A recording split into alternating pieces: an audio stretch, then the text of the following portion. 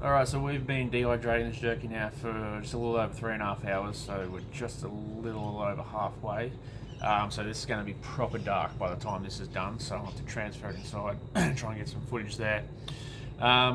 Just if you want to try, like, this is a good thing about jerky is the meat that you should be using is generally quite inexpensive unless you want to go and use, your high cuts like sirloin.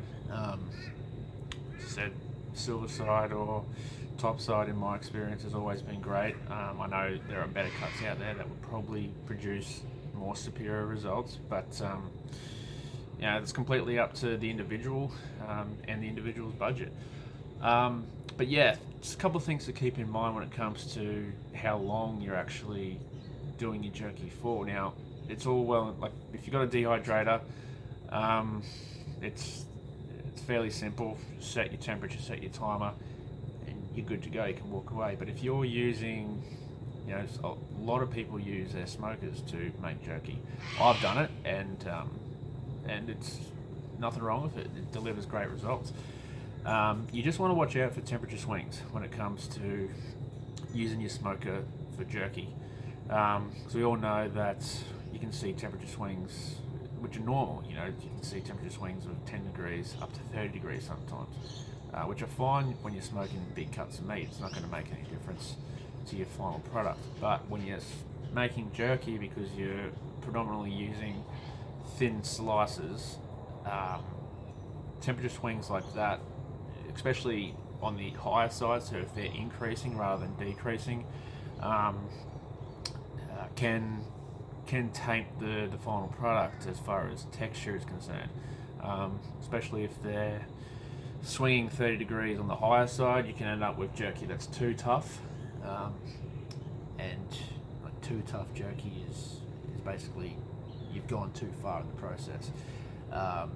If your jerky's too wet, then you haven't gone far enough.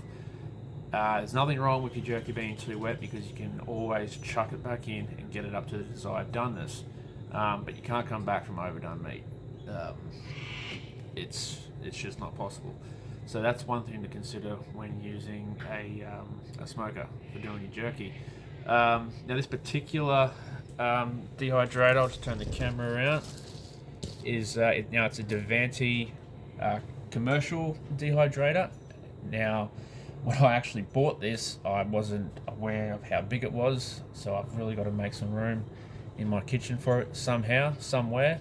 But it's got 2, 3, 4, 5, 6, 7, 8, 9 racks, so that's going to pump out quite a bit of jerky for you. This particular model from HAP was $350. I actually got it on sale as a clearance for 120 shipped, I believe. But this is, as I said, it's the first time I'm only using it, but I'm already impressed with how easy it is.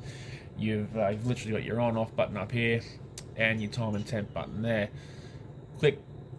Click the time and temp button, it'll come up with either your temperature or your time. It comes up with your temperature, adjust it accordingly with the plus and minus. Click it again for your time, it'll come up with the time. Press your plus and minus and adjust your temperature accordingly. So that's a really good idea for if you just want to set and forget it. Using a smoker is obviously you're going to get a lot of smoke. Well, depends on what kind of wood chunks or what you're actually smoking with, but you're going to get a smoke flavour into your jerky, which personally I love, and which is one of the main reasons why I started making jerky on my smoker. I use my Z-Grill pellet smoker for my jerky.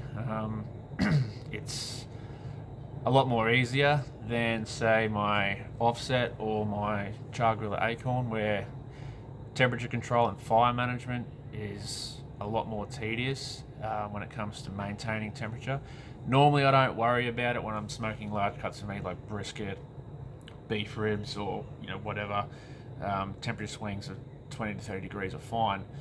But when it comes to your jerky, because it's such a smaller, leaner cut of meat, you don't want those huge temperature swings, especially on the high side. Not so much dropping 10, 15 degrees, that's fine. You can always bring it back up to temp. It's when you overshoot your temperature and it jumps up, it's a lot harder to bring your temperature down than it is to bring your temperature up. Common sense, really. So that's a couple of things to keep in mind if you're going the smoker route to smoke your jerky. And I'm not trying to turn you away from using your smoker to make jerky. I've done it and it turns out great. It's especially the smoke flavour in the jerky. It just adds a little bit more, pizzazz to it. But if you're looking for a dehydrator, $350 will get you a commercial sized dehydrator like this. Again, I probably should have read. I just seen it on sale for $150 at the time. I thought, yep, beauty, I'll get that. Devanti, it's it's obviously not top of the line, but I have an ice machine from this company, and I've got a commercial deep fryer from this company, and they've never missed a beat. So hopefully, fingers crossed, touch wood, that this serves me for quite some time. But again, you don't have to buy this size machine at all. You can pick up dehydrators for, I think it's less than $100 on eBay or Amazon. That'll do your required output or quantity of jerky for yourself and your family and even your friends. You can bash out 3 or 4 batches in a week, 4 or 5 hours a day if you've got the time. There's a couple of things to keep in mind when you're doing your jerky if you're not using a dehydrator. But I guess we'll see everyone back here in about 3 hours time. So while we dehydrate, we'll hydrate.